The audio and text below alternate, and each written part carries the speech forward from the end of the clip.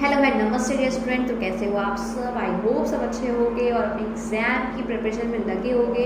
इसी एग्ज़ाम की प्रिपरेशन को और ज़्यादा आसान कर रहा है डिस्टेंस स्कॉलर आपके लिए लेकर आ रहा है। क्लास 10th वाले बच्चों के लिए, 9th वाले बच्चों के लिए, चाहे आप अप्रैल में एडमिशन लिया हो, चाहे अक्टूबर से आपने एडमिशन लिया हो, चाहे आपने ऑन डिमांड में एडमिशन लिया हो, कभी भी एडमिशन लिया हो, आपको मिल जाएगा क्लास 10th वाले बच्चों के लिए आपके सारे सब्जेक्ट के चैप्टर के इंपॉर्टेंट क्वेश्चन आंसर। तो डियर स्टूडेंट, अगर आप क्लास 10th में हो, NIS में हो, किसी भी सेशन में हो और अगर आपको किसी भी सब्जेक्ट का नोट्स चाहिए, इंपॉर्टेंट क्वेश्चन आंसर चाहिए, तो डिस्टेंस स्कॉलर को अभी फॉलो करो, अभी सब्सक्राइब करो। हर एक वीडियो आपके लिए बहुत ज़्यादा महत्वपूर्ण होने वाली है। हर वीडियो मिलता है आपको कुछ नया, कुछ अलग और बेहद लेटेस्ट अपडेट। तो डियर स्टूडेंट, आप सभी को पता है क्लास 10th वाले बच्चों के लिए, हम NIS वाले बच्चों के लिए उनके होम साइंस के चैप्टर्स के इंपॉर्टेंट क्वेश्चन लेकर आ रहे हैं। तो इसी सीरीज़ में हमने चैप्टर 1, 2, 3, 4, 5 के सभी चैप्टर्स के इंपॉर्टेंट क्वेश्चन दे दिए। अगर आपने अभी तक वीडियोस नहीं देखी और आपको चाहिए आपके होम साइंस के इंपॉर्टेंट क्वेश्चन आंसर चैप्टर्स के, तो मैं नीचे आपको डिस्क्रिप्शन में लिंक दे दूंगी। आई बटन में भी आपको पूरा प्लेलिस्ट मिल जाएगा। प्लेलिस्ट का नाम हमने रखा है NIS class 10th home science important chapter question answer. तो आप उसको देख के वहाँ से अपने किसी भी मनचाहे चैप्टर के इंपॉर्टेंट क्वेश्चन ले सकते हैं। इसके अलावा आपको किसी भी सब्जेक्ट के चैप्टर का इंपॉर्टेंट नोट्स चाहिए, इंपॉर्टेंट PDF चाहिए, तो भी आप हमें नीचे कमेंट कर सकते हो और व्हाट्सएप कर सकते हो। आपको मिलेगा बिल्कुल कम दाम में आपके ज़रूरत के सब्जेक्ट का नोट्स। सो डियर स्टूडेंट, मेरा समय बर्बाद किए चलते आज की अपनी इस वीडियो पे। सो डियर स्टूडेंट, तो क्लास 10th वाले होम साइंस बच्चों का कोड है 216 और ये वीडियोस मैं लेकर आ रही हूँ इंग्लिश मीडियम वाले बच्चों के लिए। अगर आप में से कोई हिंदी मीडियम में और अगर आपको चाहिए कि वीडियो हिंदी में आए, तो आपको मुझे नीचे कमेंट करना है या फिर व्हाट्सएप करना है, फिर मैं बहुत जल्दी लेकर आऊँगी इसका हिंदी वर्जन भी।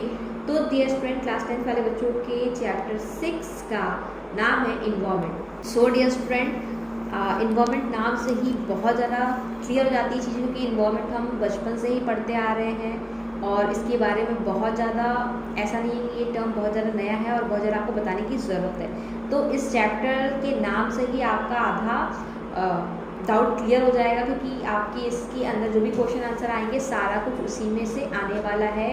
चाहे आप एयर पॉल्यूशन को ले लो, चाहे वाटर पॉल्यूशन को ले लो, चाहे सॉइल पॉल्यूशन को ले लो, इसके अलावा जो भी चीज़ें होंगी सब आपने पहले से पढ़ी होंगी। तो बस उसको एक बार ढंग से पढ़ लेना है और एग्ज़ाम में आपको लिखाना है। सो डियर स्टूडेंट, अगर मैं बात करूँ पहले इंपॉर्टेंट क्वेश्चन की, तो पहला इंपॉर्टेंट क्वेश्चन आपको यहाँ पर दिख रहा होगा स्क्रीन पे, जो कि है define the terms pollution and pollutant. तो आपको यहाँ पे दो टर्म है पॉल्यूशन एंड पॉल्यूटेंट, उनको डिफाइन करना है कि ये दोनों होते क्या हैं।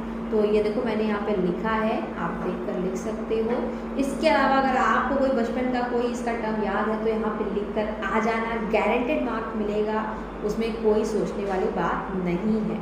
तो डियर स्टूडेंट, मैं होम साइंस को इतना आसान बना दूंगी कि हर एक बच्चा बस मेरी वीडियो देख करके पेपर देकर आएगा और अपने नाम का पर्चन एग्ज़ाम में लहरा के आएगा, मेरी गारंटी है। तो बस बिना मिस किए देखना इस पूरी वीडियो को और होम साइंस को चुटकी बजाते मिनटों में यू सॉल्व करना, ठीक है। सो डियर स्टूडेंट, अगर मैं बात करूँ दूसरे इंपॉर्टेंट क्वेश्चन की, दूसरा इंपॉर्टेंट क्वेश्चन यहाँ पे कुछ इस तरीके से है, what are the sources of air pollution. और देखो यहाँ पे सोर्स बताना एयर पॉल्यूशन का, तो ये चार्ट मैंने यहाँ पे बना दिया छोटा सा, आप देख के लिख सकते हो कि कौन कौन से सोर्स हो सकते हैं एयर पॉल्यूशन के। इसके अलावा कुछ भी याद है आप इसमें लिख सकते हो, एक दो और एग्जाम्पल बढ़ा के लिख सकते हो और मिलेगा इसको लिखने का आपको पूरा मार्क्स। इसके बाद जो तीसरा इंपॉर्टेंट क्वेश्चन है वो कुछ इस तरीके से है, how can you control soil pollution, कि आप इस सॉइल पॉल्यूशन को कंट्रोल कैसे कर सकते हो। तो मैंने फॉलोइंग टिप्स लिख दिया है, फॉलोइंग यहाँ पे आंसर लिख दिया है इसके रिगार्डिंग, उससे रिलेटेड कि आप कौन कौन सी चीज़ें करके इस सॉइल पॉल्यूशन को रिड्यूस कर सकते हो, कम कर सकते हो। तो देखो यहाँ पे लिखा है, थोड़ा सा बड़ा आंसर है बट एक कह सकते हैं अप्रोप्रिएट आंसर है, एकदम करेक्ट आंसर है, सटीक आंसर है, जिसको लिखने से मार्क्स काटना, आपके मार्क्स कटने की गुंजाइश 0 होने वाली और नंबर मिलने की गुंजाइश 100% होने वाली है।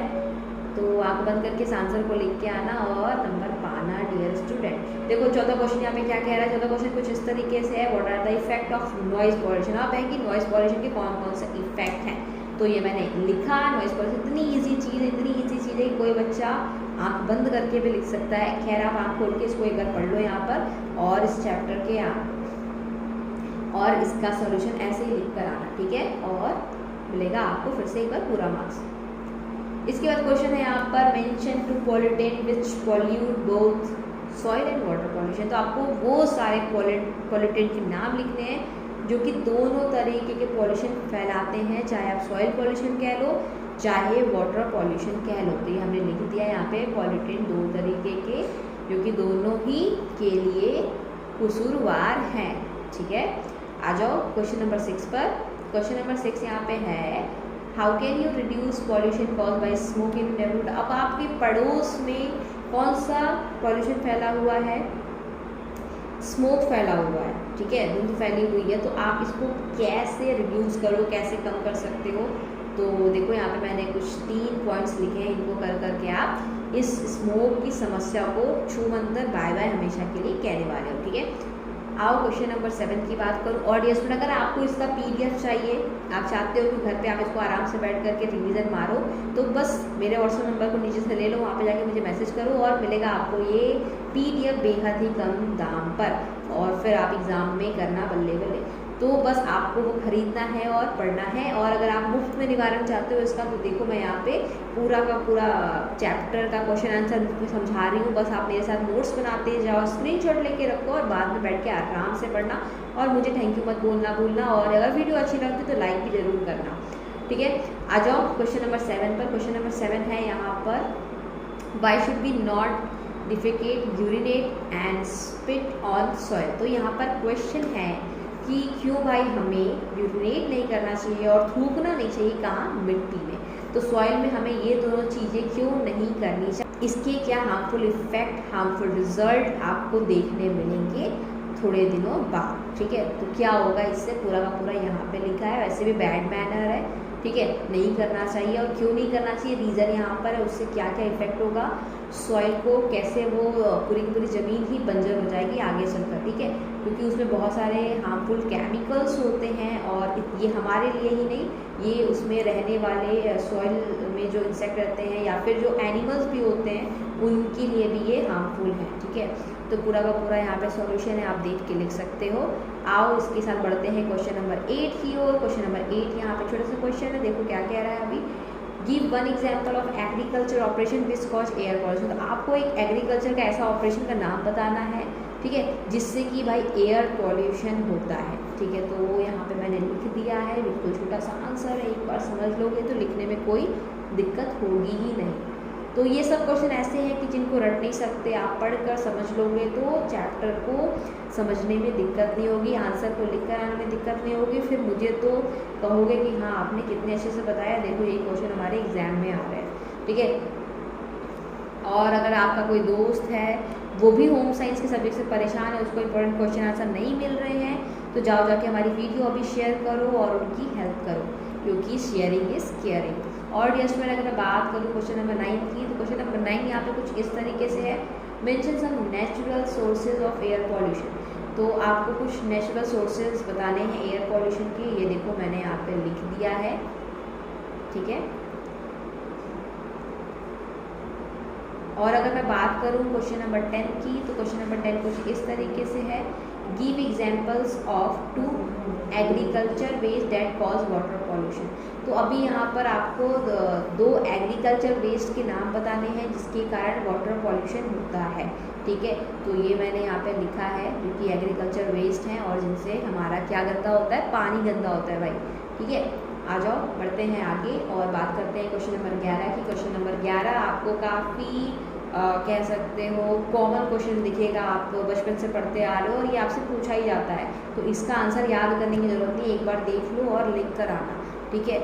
और ये सब क्वेश्चन ऐसे हैं जिनको गलत मत करना, ठीक है, क्योंकि ये सब तो हम पता नहीं कितने पहले से पढ़ते आ रहे हैं।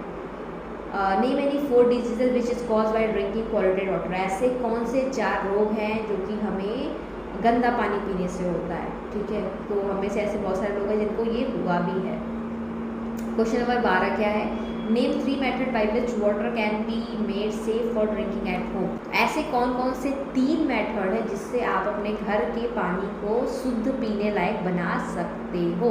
तो ऐसे यहाँ पे मैंने 3 बिल्कुल कॉमन से मेथड लिखे हैं जिनको लोग आज भी अप्लाई करते हैं घर पे और अपने पीने वाले पानी को मच बेटर बनाते हैं, सेफ़र बनाते हैं और उसको कंज्यूम करते हैं। तो ये 3 मेथड है, अगर आता है तो लिख देना, नहीं आता तो पढ़ लेना एक बार, ठीक है। अच्छा, क्वेश्चन नंबर 13 देखते हैं। क्वेश्चन नंबर 13 कुछ इस तरीके से स्टूडेंट, तो यहाँ पे क्वेश्चन है कि only spreading of water is not safe, why? ऐसा क्यों है कि पानी को छानना केवल सेफ नहीं है, ऐसा क्यों?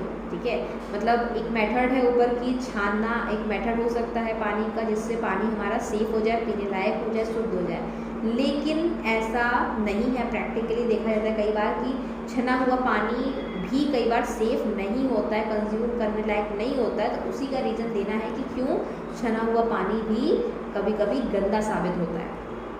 आओ देखते हैं क्वेश्चन नंबर 14 है। देखो यहाँ पर, tell me the most important component of air. Air का मोस्ट कंपोनेंट, एयर, आँख बंद करके ऑक्सीजन लिख कर आना। सभी जानते हो कि अगर ऑक्सीजन नहीं रहेगा एयर में हमारे तो फिर यहाँ पर मानव अस्तित्व ही खत्म हो जाएगा। तो ये सिंपल सा क्वेश्चन था। हो सकता है आपसे ऑप्शनल में पूछ दे, हो सकता है आपसे एक नंबर में पूछ दे, तो इसका आंसर यहाँ पर देखो। फिर से एक बार ऊपर ये क्वेश्चन रिपीट हो गया, वाटर पॉल्यूटेंट, इसका आंसर हमने ऊपर दिया था, तो इसको मैं दोबारा नहीं यहाँ पे समझा रही हूँ। आगे बढ़ते हैं लॉन्ग क्वेश्चन की और लॉन्ग क्वेश्चन का पहला क्वेश्चन देखते हैं। List 5 sources and control measures of water pollution. तो आपको यहाँ पे 2 क्वेश्चन के आंसर देने हैं। पहला क्वेश्चन है कि पहले 5 सोर्स बताने हैं वाटर पॉल्यूशन के, क्या क्या पॉल्यूट करता है वाटर को, एंड देन उसके कंट्रोलेंस को भी बताना है, ठीक है, कि मतलब आप कैसे फिर इस वाटर पॉल्यूशन को कंट्रोल कर सकते हो, ठीक है।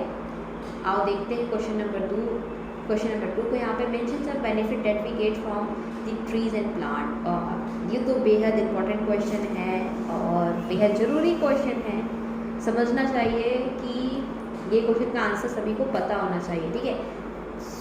ये क्वेश्चन है कि आपको यहाँ पर प्लांट्स और ट्रीज़ के बेनिफिट बताने। इसके तो बेनिफिट इतने हैं कि 1-2 कॉपियाँ भर जाए फिर भी इसका बेनिफिट खत्म नहीं होगा।